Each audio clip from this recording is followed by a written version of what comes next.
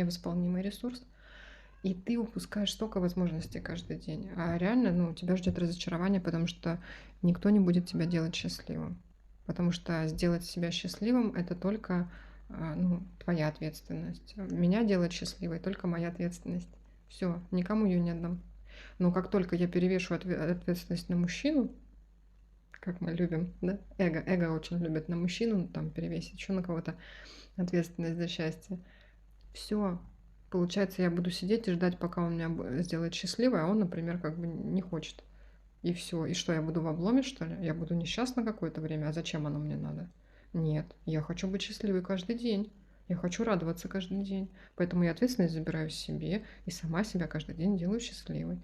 Каждый день 100% счастливо, довольна и радостно. С мужчиной прекрасно, без мужчины тоже прекрасно. Понимаете, это беспроигрышная, беспроигрышная такая ситуация.